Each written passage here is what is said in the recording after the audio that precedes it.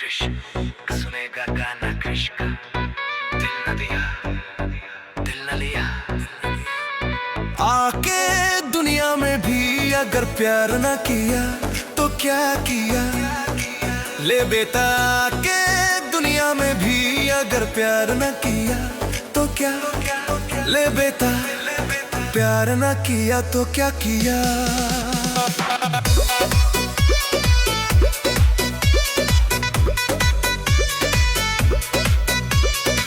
तोहरे नैन में ऐसन कशिश बा, देखते दिल फिसल जाला। तोहरी एक मुस्की गोरिया, सुना मन महक जाला। गली मोहल्ला चौक चौराहा सब जगह तू ही दिखे। दिल पूछे खुद से हर पल काहे तोहरे पीछे भागे। जवानी आई दिल में चलन मन में उठल तूफान। प्यार बिना है जिंदगी राजा लगला एकदम सुनसान।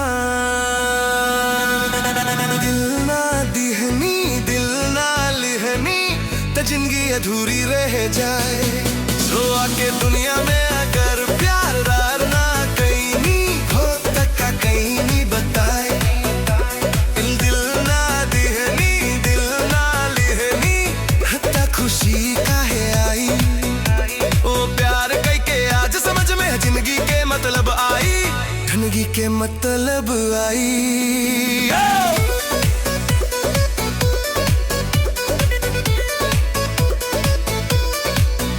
तोहरे हाथ में हाथ धर के सपना हजार सजैनी। तोहरे संग हर एक लम्हा दिल में सांच बुनीनी। चांद भी ल जाए गोरिया तोहर रूप निहारे। तोहरे बिना दिल हमारे को पल न गुजारे। दौलत शोहरत सब बेकार अगर तू साथ न हो। प्यार के रंग में रंग जाए दिल तो हर दिन खास हो।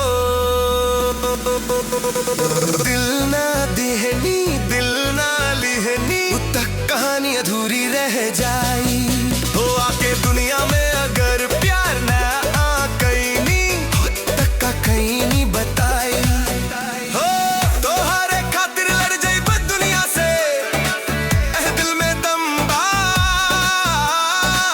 तोहरे नाम लिख दीनी साजन मोर हर एक जन्म बा।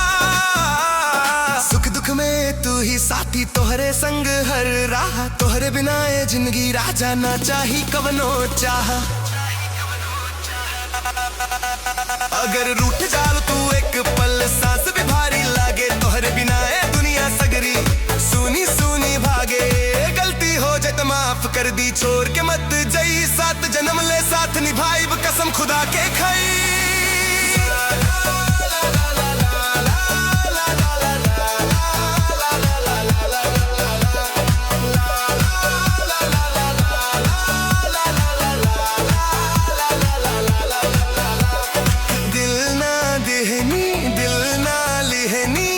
जिंदगी बेकार हो जाए।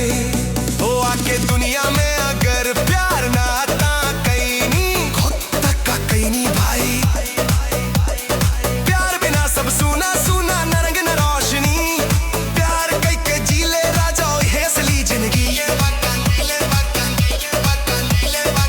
ले बेटा के दुनिया में अगर प्यार ना कहीं तो सच में कुछ ना कहीं नहीं।